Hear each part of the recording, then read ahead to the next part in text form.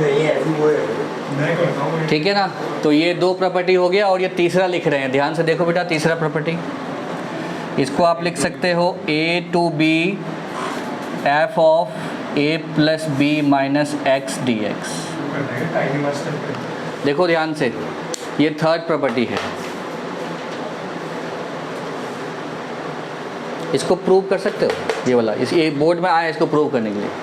ये दोनों को प्रूव करने के लिए अभी तक नहीं आया है, इसका प्रूफ आया है।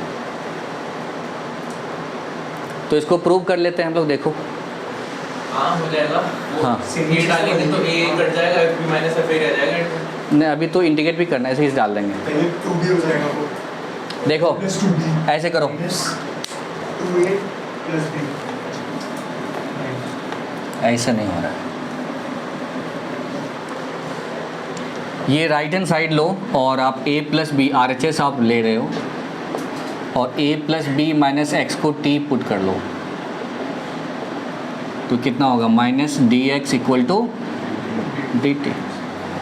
ठीक है, और आपने इसको t पुट किया तो यहाँ पे लिमिट चेंजिंग बॉक्स भी बनाओगे।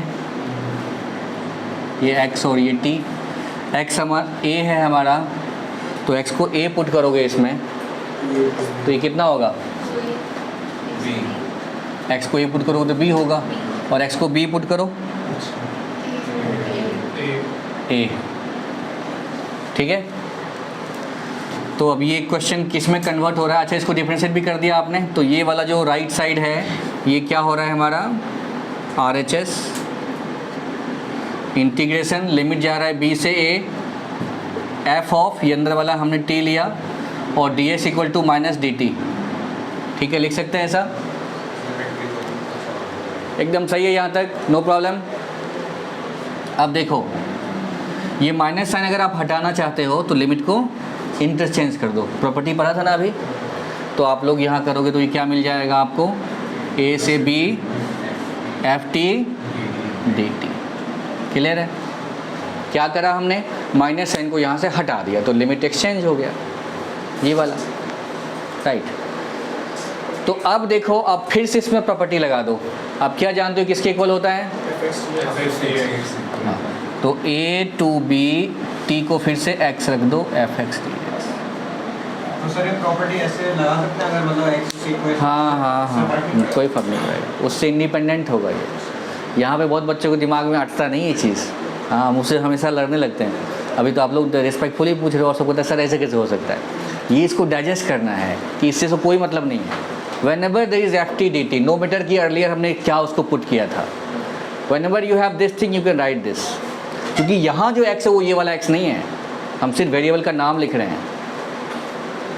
ठीक है, ये वाला जल्दी बच्चों को पचता नहीं है, गले नहीं उतरता है, उतारो ध्यान से। हाँ वैसे हमें तो स्टेप्स याद ही हो जाता है, स्टेप्स याद हो गया तो कोई दिक्कत ही नहीं है। सर उसे b से a कैसे लिखा हमने? ये तो माइनस बेटा हटाया यहाँ से तो लिमिट एक्सचेंज हो गया। नहीं फर्स्ट स्टेप में वो b से a क्यों आया? उन्होंने कॉपी किया है कि a डालने में b आ रहा है, b डालने में हाँ जब लोअर लिमिट a है तो ये b है। सब्स्टिट्यूट करेंगे से क्या मतलब लिमिट चेंज होगी। अच्छा तो b से ठीक है, चलो इसको रब कर रहे हैं हम लोग। तो उस टीचर्स के पे भी शॉट डालता तो भी तो हाँ हाँ उस टीचर्स के का आंसर अभी ट्यूशन बैठो आगे सर डेडिकेशन देखो कह रहे हैं सर आपको टीचर्स डे विश कर वही बोला। ठीक है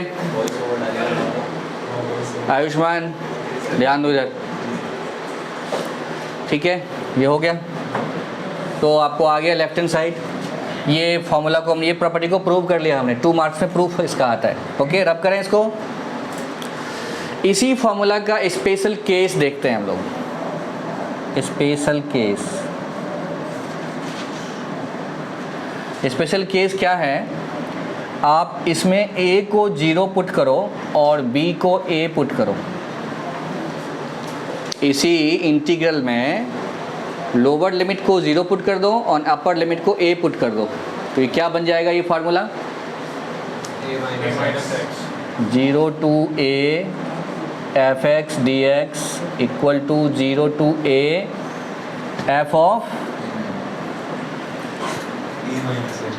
a minus X D X. लेकिन ये तो जीरो ठीक है, ओके। बी ए है मेरा, लोअर लिमिट है ये।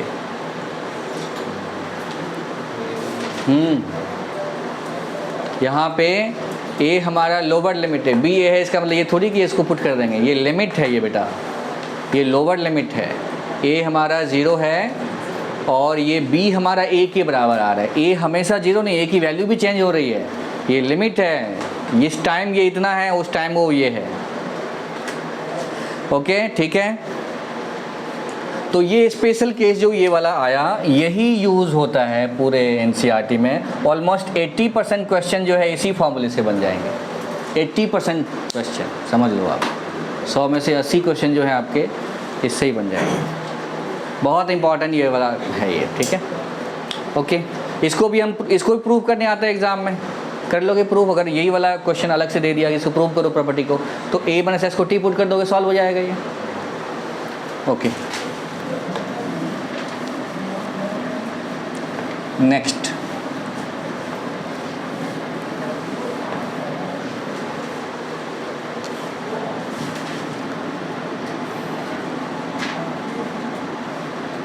एक ये वाला है -a to a fx dx, ये इक्वल हो जाएगा 0 के अगर fx आपका ऑड फंक्शन है।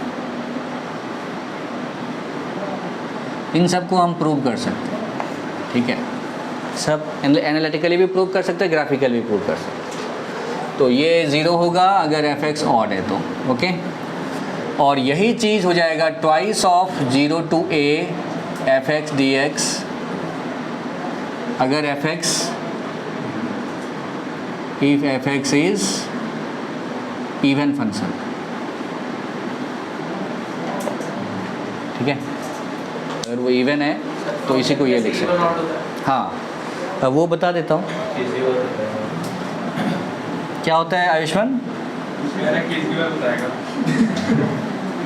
नहीं इवन और तो पढ़ा होगा ना तुमने, बोलो बेटा। इवन फंक्शन किसको कहते हैं?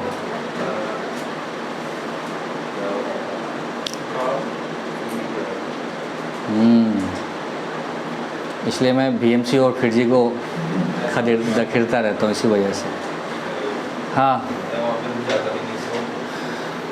नहीं जाना चाहिए, पढ़ने में बुराई क्या है, लेकिन आना भी चाहिए आपको। हाँ मैं तो पढ़ाता हूँ, वो लोग भी पढ़ाते हैं, आप लोग पढ़ते नहीं हो ध्यान से। हाँ बेटा, इवन में x की पॉजिटिव नेगेटिव वैल्यू डालेंगे तो y उसका सेम ही आएगा। f ऑफ -x अगर f ऑफ x के इक्वल आ जाए तो उसको क्या कहते हैं? इवन फंक्शन कहते हैं। This imply fx is even, ये डेफिनेशन है इसका।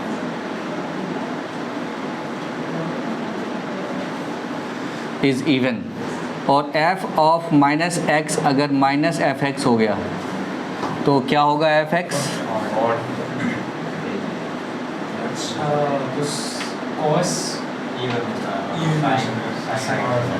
ठीक है। अच्छा आप बताओ, ये बताने के बाद बच्चे के दिमाग में एक फिगर बना लेते हैं बच्चे कि हर फंक्शन या तो इवन होगा या ऑड होगा। ऐसा ज़रूरी नहीं है, ऐसे भी फंक्शन जो ना इवन है ना ऑड है। हाँ, और इससे बच्चे का एक बार और कन्फ्यूजन बढ़ता है। वो ये सोचकर हमेशा कहता है कि सर मॉडुलस फंक्शन जितने भी होंगे सारे इवन फंक्शन होंगे। ये गलत मेंटालिटी है बेटा। क्यों? अभी बताते हैं। f of x equal to mod x, ये तो पक्का पक्का इवन है। क्यों? क्योंकि निकालो f ऑफ -x, x का ही मॉड रहेगा तो इसे fx बोल सकते हैं हम लोग। तो ये इसके इक्वल हो गया, तो क्या बोलोगे? fx क्या है? इवन है, क्योंकि -n को डाइजेस्ट कर लिया। अब इससे ये नहीं सोचना कि हर मॉडुलस फंक्शन इवन ही होगा। कैसे? दूसरा एग्जांपल लेते हैं। fx equal to mod x -1 या x + 1, ओके। अब निकालना है f ऑफ -x बेटा, मॉड -x + 1। अब करना जरा, क्या करोगे इसमें? अच्छा ज़्यादा होशियारी करोगे तो ये कर सकते हो आप, ये हो गया। तो ये x -1 का मॉड है जो इसके बराबर नहीं है, ठीक है। तो इसका मतलब हर मॉडुलस फंक्शन इवन होगा ये ज़रूरी नहीं है, क्योंकि आगे कन्फ्यूजन होती है। जब क्वेश्चन करेंगे हम लोग तो ऐसा ही लिमिट मिलेगा, मॉड रहेगा तो उसे इवन नहीं कर सकते हम लोग, ठीक है। तो कुछ फंक्शन जो इसको ओबे करेगा इवन कहलाएगा, जो इसको ओबे करेगा वो ऑड कहलाएगा। रट लेना है इसको। अब ये वाले फंक्शन है ना इवन एंड ऑड है।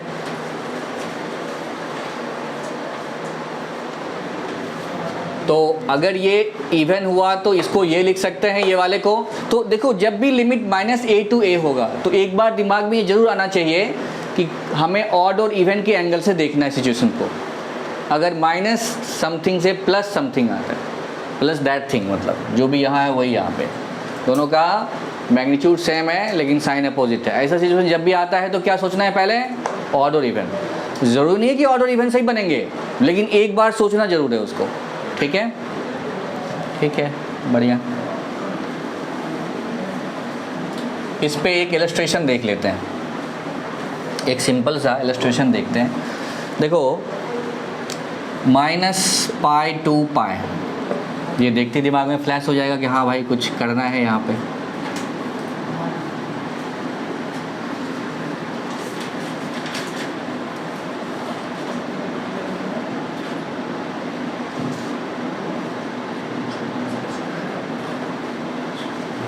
अब मुझे इसको इंटीग्रेट करना है तो इसमें पता कैसे लगाएंगे मैंने? यस, इसलिए मैं क्वेश्चन चूज़ किया। एनसीईआरटी का एमसीक्यू में है, डाटा अलग होगा लेकिन ऐसा क्वेश्चन है।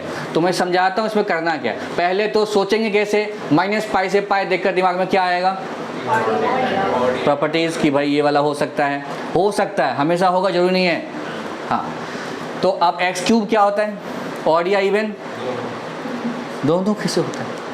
चलो देखते हैं x³ के बारे में। x³ तो fx इक्वल टू x³ है, f ऑफ -x क्या होगा, -x का होल क्यूब होगा। ये सो करोगे तो क्या होगा, -x³ क्या करो, माइनस ऑफ fx। देखो ध्यान से देखो, लगी सही है। f ऑफ -x क्या हुआ, -x का होल क्यूब, जो कि माइनस बाहर निकल गया, x³ हो गया। और x³ को क्या लिख सकते हैं, f ऑफ x लिख सकते हैं, माइनस हमारा बाहर में ही है, तो x³ क्या हो गया, ऑड हो गया। ठीक है, अब देखो बेटा 10³ क्या है, ऑड। क्यों, ऐसे पावर ऑड है इसलिए क्या, हाँ 10 में माइनस बाहर आता है। 10 ऑफ -x क्या होता है, हाँ, और उसका क्यूब करेंगे तो माइनस बाहर आ ही जाएगा, तो ये तो ऑड पक्का ही है। x cos x सर नहीं, ये भी वही होगा, ऑड होगा। जान के x बाहर में लिखा गया है ताकि इसको वो ऑड बना दे। कॉस तो इवन है और ये ऑड है, तो इवन ऑड का प्रोडक्ट जो है हमेशा क्या होता है, ऑड। हाँ, खाली कॉस होता तो इवन होता। तो अगर ये वाले चीज़ को आप अलग से भी देखोगे, आप इसको मान लो gx, x cos x, g of -x कितना होगा, -x cos ऑफ -x कितना हो जाएगा, x cos x। ठीक है, -x cos x तो ऑड हो गया, करेक्ट। तो बेटा यहाँ पे सारी चीज़ें ऑड है एक्सेप्ट दिस 5 क्या है,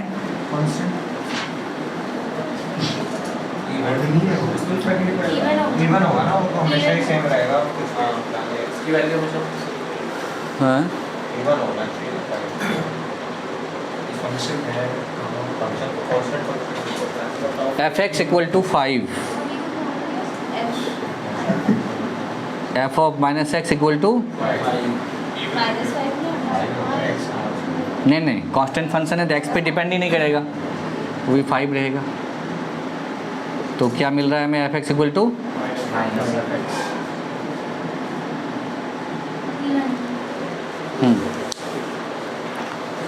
हम उसको अलग से रख लेंगे, उसको कुछ करेंगे नहीं, ठीक है, क्योंकि हमें ऑड में सबको 0 लिख सकते हैं। ये नहीं कहेंगे ऐसा हम, ठीक है, कांस्टेंट को अलग से ट्रीट करेंगे। Okay, constant function is constant function. अब देखो ये वाला इसका वैल्यू कितना होगा, नहीं वैल्यू आंसर 0। यस, आप अलग अलग तोड़ दो, -5 to 5 x³ dx, मतलब सॉरी -π to π, और -π to π 10³ dx plus -π to π x cos x dx और प्लस -π to π 5 dx। तो ये वाला पार्ट 0, ये 0, ये 0 ओरली दिख रहा था वहाँ पे। 5 का 5x लिखेंगे और -π2 पाई लिखेंगे। तो ये हो गया 5 बाहर हमारा, पाई प्लस पाई तो 10 पाई। ओके सर कांस्टेंट फंक्शन का क्यों हम कांस्टेंट क्यों नहीं होता इवन? नहीं, अलग नाम ही उसका। अदरवाइज़ अगर आप इवन करके भी करोगे तो वही चीज़ आएगा, कोई प्रॉब्लम नहीं है उसमें। ठीक है, कांस्टेंट फंक्शन जो है वो इवन को तो हमेशा ही ओबे करेगा, इवन फंक्शन तो हमेशा ही होगा वो। ठीक है, क्योंकि जो हमारा डेफिनेशन उसको तो मान रहा है, वो मान रहा है तो कांस्टेंट को आप इवन बोल सकते हो। ठीक है, और अगर आप इवन लेकर भी चलते हो तो क्या होगा, डबल हो जाएगा, तो वही तो आंसर आएगा। ठीक है, सक्षम, क्लियर हो गया? तो इवन और वाला आपने देख लिया।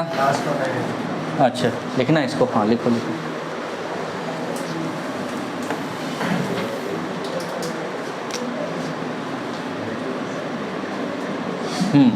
अब देखो,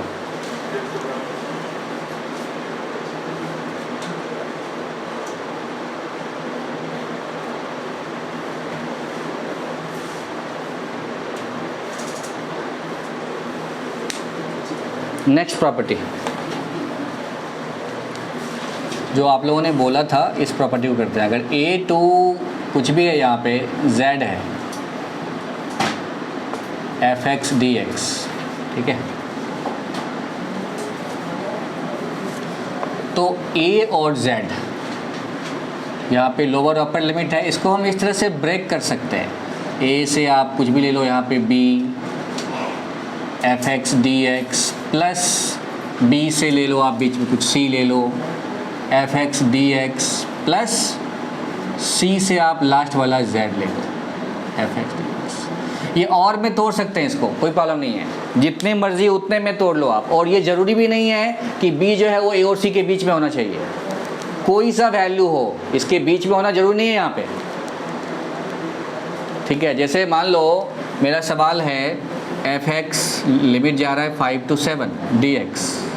ठीक है, मैं इसको जितने पार्ट में तोड़ना चाहूँ तोड़ सकता हूँ। कैसे, देखो लोअर लिमिट हमें यही रखना है। ठीक है, अब यहाँ पे मैं 100 कर देता हूँ fx प्लस यहाँ पे मुझे 100 रखना पड़ेगा और यहाँ पे 5 कर दो fx।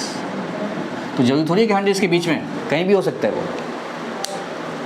ओके, ये हमने C बीच में एक टेम्पोररी वाला लिया, ठीक है, और लोअर टू दैट वैल्यू आएगा, फिर दैट वैल्यू टू ये जाएगा, और बीच में किसी को रखना है वैल्यू तो रख सकता है। इसको हम ऐसे भी लिख सकते हैं, देखो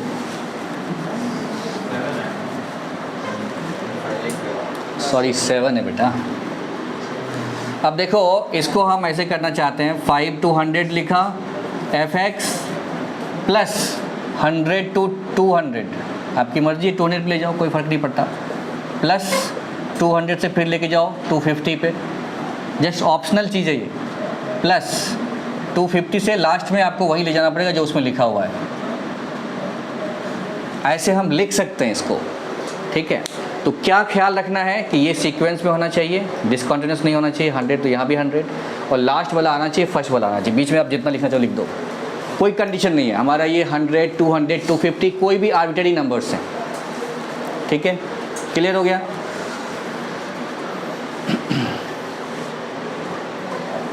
प्रूव कर सकते हैं इसको आराम से, कोई प्रूव कर सकता है इसको? देखो फिर और वो कट जाएगा ना जो डालेंगे। हाँ, एक जगह अपर आ रही, एक जगह लोअर आ रही है, वो कट जाएंगे ना। हाँ, सर तो लिमिट्स को 1 और 2 दे दिया, फिर क्या होगा?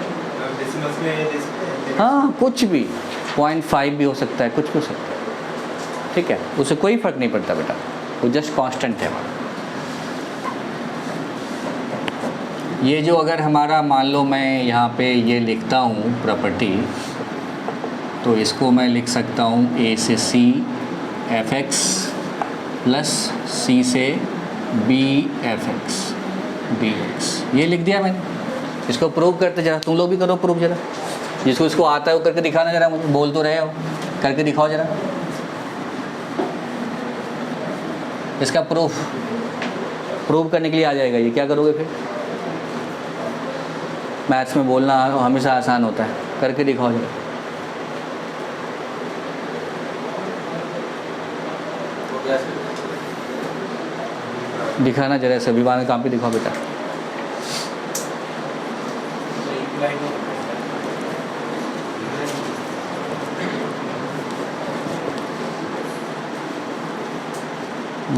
देखो प्रेजेंटेशन एडर लो पकड़ो। हाँ सक्षम क्या किया बेटा? सर वो पहले अपर लिमिट डाली सी, उसमें दो लिमिट सी माइनस ए डाल करके दिखाओ। देखो गलती क्या है इसमें? गलती ये है कि आप लोगों ने fx का इंटीग्रेशन fx लिखा है, वो ये भी लिखने वाला है सक्षम भी। नहीं मैं f डैश x में लिखूंगा। तो fx का इंटीग्रेशन क्या लिखोगे? gx लिख दो। gx लिखो, कुछ नया चीज़ लिखो आप। सेम चीज़ आप कैसे ले लोगे? विवान ने सही किया बट ले लिया है गड़बड़ चीज़।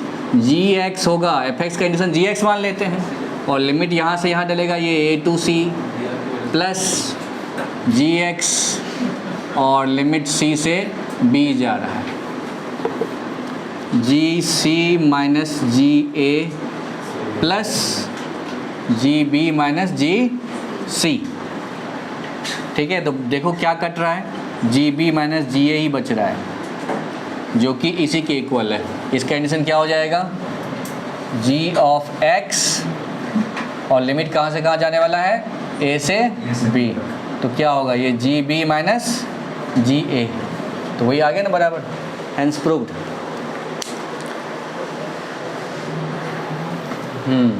एक लास्ट प्रॉपर्टी और करा देता हूँ फिर क्लोज कर दूंगा इसको, फिर क्वेश्चन में ज़्यादा मज़ा आएगा।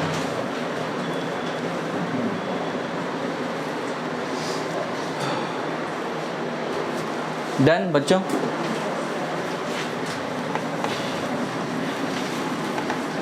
एक है प्रॉपर्टी जिसपे कि ज़्यादा क्वेश्चन इनिशिएटिव नहीं, सिंगल क्वेश्चन दिया हुआ है। 0 to 2a fx is equal to D X हर जगह है, मैं लिख नहीं रहा हूँ, आप लोग समझ ही रहे हो है ना। Twice of 0 to a fx dx if f of 2a minus X equal to fx, है ना। अगर ऐसा होगा तभी ऐसा लिख सकते हैं, सबको हम प्रूव कर सकते हैं। ठीक है, ये इसके बराबर और यही चीज़ 0 हो जाएगी if f of 2a minus X equal to minus of fx। ठीक है,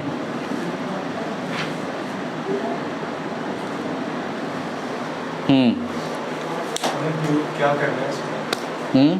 करना है प्रॉपर्टी प्रॉपर्टी है।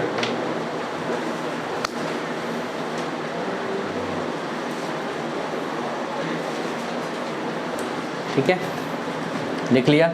इस पे एक क्वेश्चन देख सकते हैं इसी पे, जो कि इस पे एक ही क्वेश्चन एनसीईआरटी में दिया है। हाँ बेटा, फोर्थ वाले का स्पिन ऑफ है नहीं फोर्थ देखना बेटा, एक सेकंड देखना बेटा बुक में। प्रोसेस इसमें एडजस्ट किया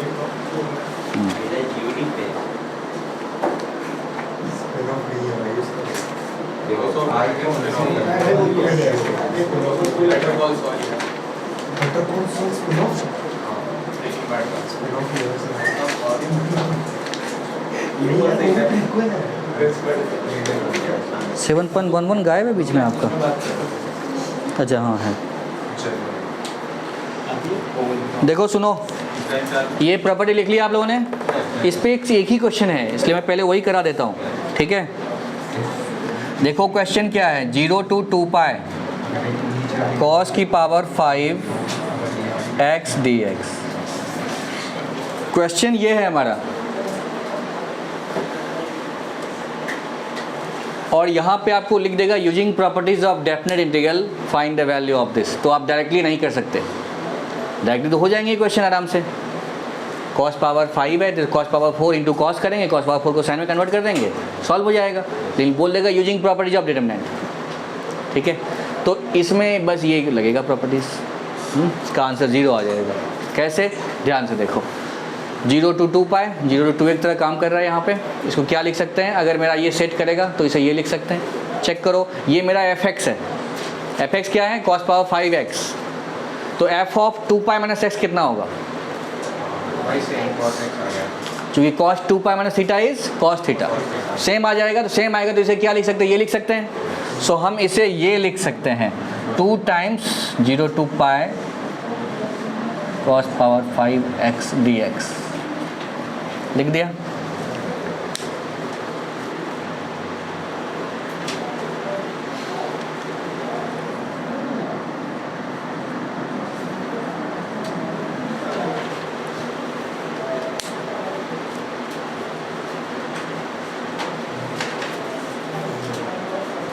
हमें ये प्रूव करना पड़ेगा ना, लेकिन कि f2a minus x is equals to fx। Solve तो सर फिर बोल तो दिया ना कैसे आएगा, ब्रैकेट में लिख दो। तो एक लाइन में आंसर आ गया। हाँ, ब्रैकेट में ये प्रॉपर्टी स्टेट करो, cos 2 पाई माइनस थीटा क्या होता है, cos थीटा, इसको क्या प्रूव करोगे, ये तो जानते हैं हम लोग 11th क्लास से। ब्रैकेट में ये प्रॉपर्टी यहाँ पे स्टेट कर देना, ठीक है। ओके, अब देखो ध्यान से, इस फंक्शन को दोबारा देखो, ये मान लो मेरा fx है, ओके, और ये जो पाई है ये 2a का काम कर रहा है, ठीक है। तो f of 2a minus X check करो क्या आएगा, ये है cos पावर 5x, ये हमारा fx है, और f of pi minus x निकालेंगे, कितना आएगा, cos पाई माइनस थीटा कितना होता है, माइनस cos थीटा, पावर 5 करेंगे तो माइनस रह जाएगा, तो ये सेट कर रहा है यहाँ पे, तो इसको सीधा क्या लिख सकते हैं, 0, प्रॉपर्टी स्टेट कर देना यहाँ पे।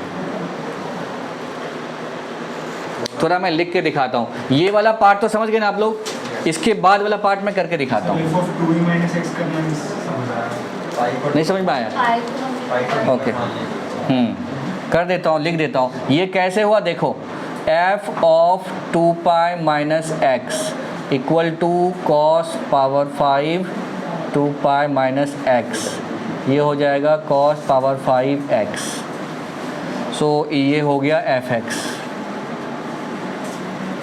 right। So this property is holding true here, that is why this can be written as this।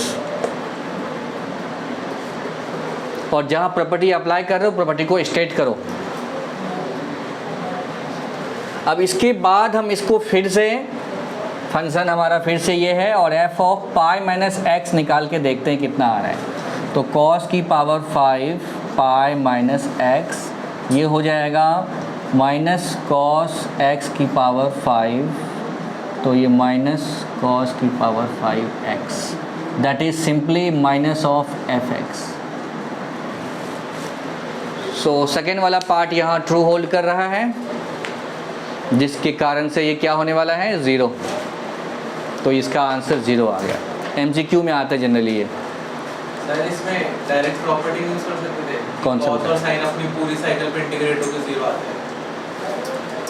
नहीं, ये cos sin का पावर है बेटा, ठीक है, ऑड पावर है तो फिर भी 0। नहीं, इवन होना चाहिए ना, फिर तो पूरी साइकिल का पूरा हो गया, और में ये इवन, ठीक है, समझ गए सब लोग।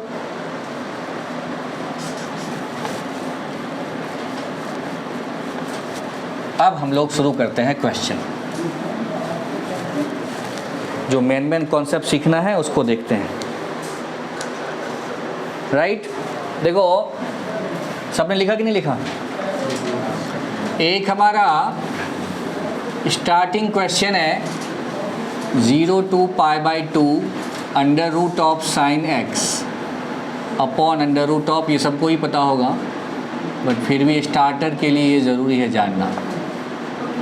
ये क्वेश्चन है, लकीली हमारे पास प्रॉपर्टीज़ है, अगर प्रॉपर्टीज़ नहीं होता तो ये क्वेश्चन सॉल्व करना मुश्किल हो जाता। हाँ, तो इंटीग्रेशन करना है 0 से पाई बाई 2 ये वाला फंक्शन का, कैसे होगा सक्षम? इसमें सर हम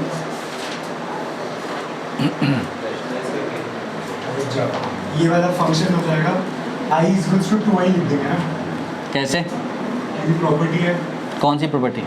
जो आपने पढ़ाई है। नंबर प्रॉपर्टी स्टेट करो बेटा, कौन सी प्रॉपर्टी? अगर वो है 0 से 2a तक हो रहा है, वो वाली नहीं लगेगी यहाँ पे। देखो बेटा, इसे इक्वेशन 1 मानो, और 0 to a वाली प्रॉपर्टी लगाओ। 0 to a वाली प्रॉपर्टी मैं यहाँ स्टेट करता हूँ, 0 to a fx dx equal to कितना होगा बेटा, 0 to a f of a minus x dx।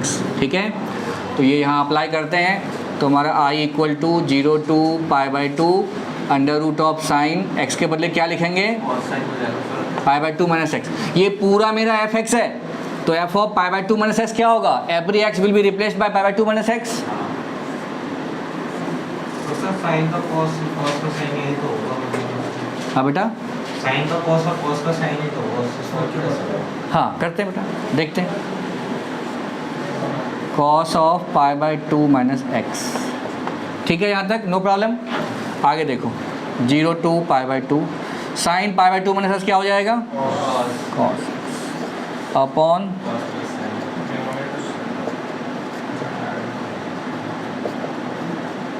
Equation 2। अब ये दोनों देखकर आपको खुश होना चाहिए, है ना। हाँ, इसीलिए ये प्रॉपर्टी लगाई ही जाती है कि ऐड करने के बाद ये 1 बच जाएगा, कोई कांस्टेंट आ जाएगा आपको। ठीक है, सबसे सिंपल है, सबसे इम्पॉर्टेंट है। ऐड कैसे करें, कर देखते हैं। इक्वेशन 1 और 2 को हम लोग ऐड कर रहे हैं, ठीक है, करते हैं ऐड करके देखते हैं। आप लोगों को दिखाता हूँ ऐड करके, क्योंकि अभी अगर जंपिंग करेंगे तो आप लोग नहीं समझ पाएंगे। ऐड कर रहा हूँ मैं यहाँ पे साइन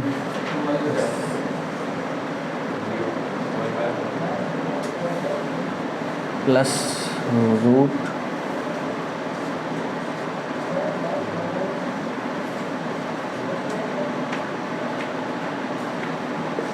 ये हो गया, और इसको लिख सकते हैं 0 to π/2।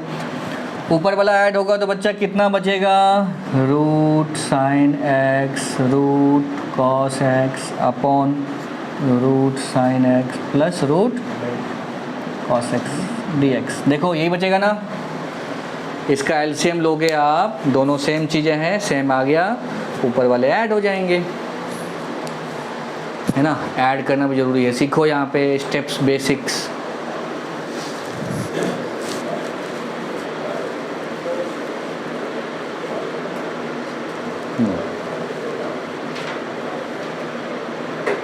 पूछो, जिसको पूछना है पूछो। सर ने यही प्रॉपर्टी यूज की थी। यस, वो समझ में आ जाएगा करते करते। आप सारा प्रॉपर्टी इसमें लगाओ, if you get something tell me. इसमें आई कुछ हाँ, हम सीखते तभी हैं। हाँ, π/2 आएगा, π/4। हाँ, ऐसे हर क्वेश्चन का आंसर π/4 होता है, ठीक है। अरे ये तो 1 हो जाएगा। हाँ 1 हो जाएगा, इसलिए मैं इंतज़ार कर रहा हूँ आप लोग 1 बोलेंगे। ये कट गया, ये कितना बचेगा 1। 1 कंडीशन क्या होता है, x, और लिमिट डालेंगे 0 से π/2, कितना हो जाएगा ये π/2, और इधर से क्या आ रहा है 2i, 2i equal to π/2, i equal to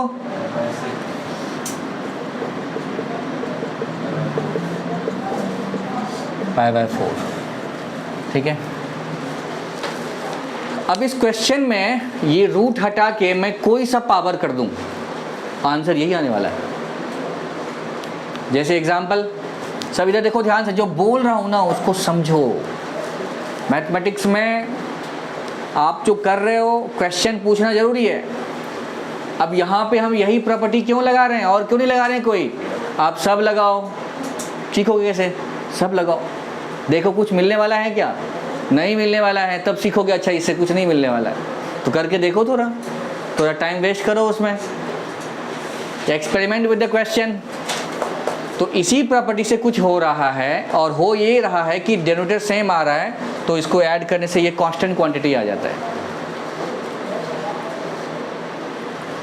अब हम लोग इसमें ये जो रूट है इसको मैं किसी भी क्वांटिटी से रिप्लेस कर सकता हूँ। जैसे मैं यहाँ पे 3/4 कर देता हूँ,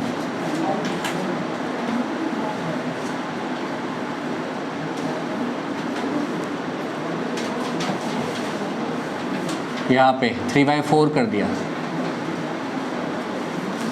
आंसर पे कोई फर्क पड़ने वाला नहीं है, ठीक है, सेम रह जाएगा। अब ये 3/4 हटा के मैंने इसका पावर क्यूब कर दिया सिर्फ, नीचे भी क्यूब हर जगह, तो भी सेम आंसर होगा। पावर 4 करेंगे तब भी सेम रहेगा। अच्छा, अब इसी क्वेश्चन को पावर 4 में थोड़ा मॉडिफाई करके एग्जाम में दे देगा, फिर आप लोग बोलोगे अरे क्या दे दिया है ये, है ना।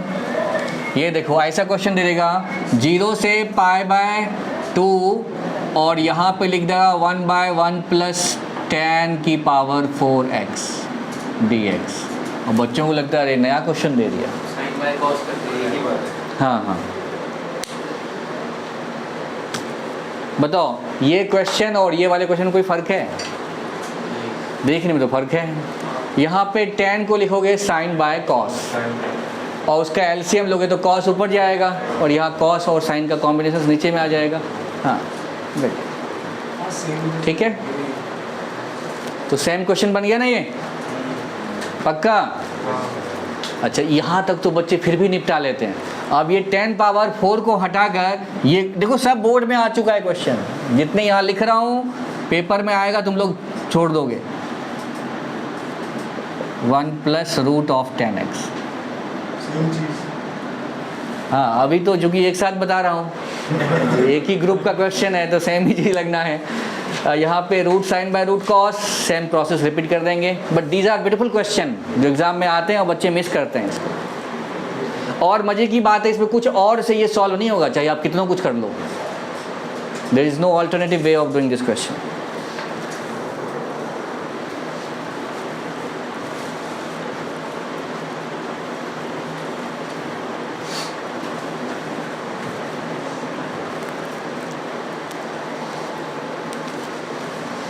तो इसी क्रम में in the same sequence we can take this question, I = 0 to a √x / √x + √a - x। Question book से देख रहा हूँ मैं, a - x dx, ये वाला क्वेश्चन। सेम आंसर क्या आने वाला है, निकल जाएगा आराम से। प्रॉपर्टी लगा दीजिए आप लोग, 0 to a, x के बदले a - x,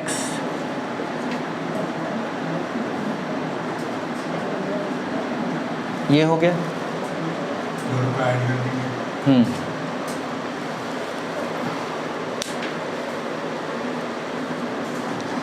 तो दोनों को ऐड कर देंगे, फिर तो हो ही गया। ऐड करें तो लोग मास्टर हो।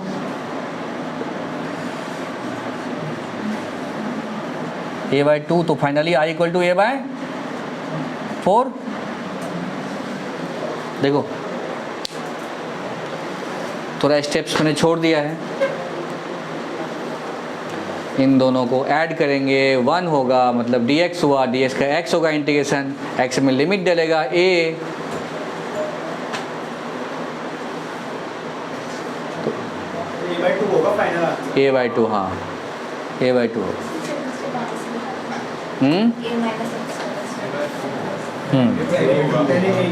a/2 बेटा, x ही बचेगा। हाँ ये वाला, इसमें हर जगह x के बदले a - x लिख दिया है ना। Every x is B replaced bye, जैसे उधर क्या करते थे π/2 - that से रिप्लेस करते थे, यहाँ पे a - x से रिप्लेस करेंगे, है ना।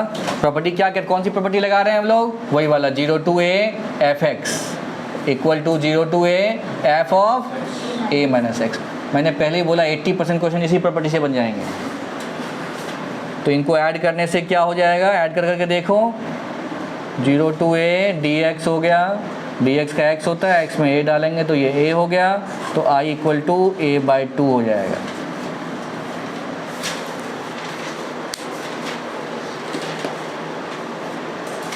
ठीक है,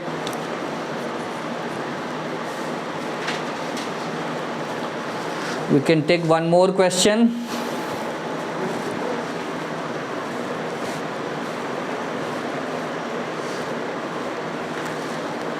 सिंपल क्वेश्चन दे रहा हूँ, नॉट डिफिकल्ट एट ऑल। देखो 0 to π/2 log of 4 + 3 sin x upon 3 + 4 + 3 cos x। NCERT question number 21 है ना, ये क्वेश्चन है। तो आपको कैसे पता चलेगा कि प्रॉपर्टी वही लगानी है?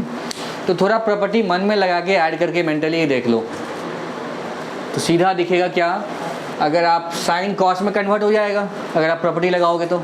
कुछ स्टेप्स हमें मन में करके देखना पड़ेगा, नहीं तो सपने में नहीं आएगा प्रॉपर्टी आपको। तो साइन बदलेगा कॉस में, कॉस बदलेगा साइन में, तो ये ऊपर और ये नीचे। और जब ऐड करेंगे तो log a plus log b log a into B, तो रेसिप्रोकल कट जाएगा, log 1 आएगा। log 1 is 0 no matter what is the base, तो 0 आंसर हो गया। जब 0 हो गया तो पूरा स्वाहा हो गया। कैसे अभी करके देखते हैं, थोड़ा स्टेप्स लिखते हैं इसको। आप इक्वेशन 1 लिखिए यहाँ पे, i equal to this 0 to π/2 log ऑफ 4 + 3 साइन जाएगा कॉस में। ये कैसे जाएगा सबको पता है ना?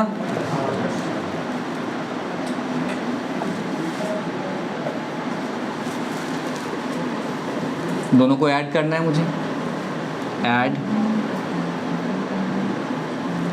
तो 2i इक्वल टू ऐड करेंगे तो कितना होगा, 0 to π/2 log ऑफ, चलो पूरा लिख देता हूँ,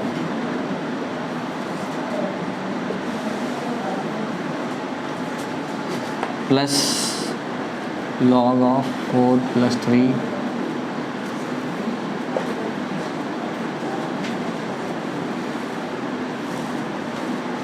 dx. Now this is going to be 0 to π/2 log a plus log b. What is going to happen? Log of a into b. So do a into b. What will come? ये इससे कटेगा, ये इससे कटेगा, log 1. What is log 1? 0 no matter what is base.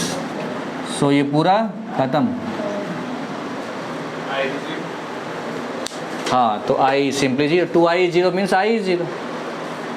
तो बहुत छोटा सा प्यारा सा क्वेश्चन था।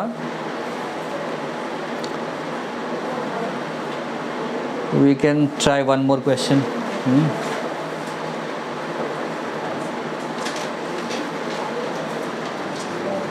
टाइम हो गया क्या? स्लो है ना गाड़ी, 5 मिनट।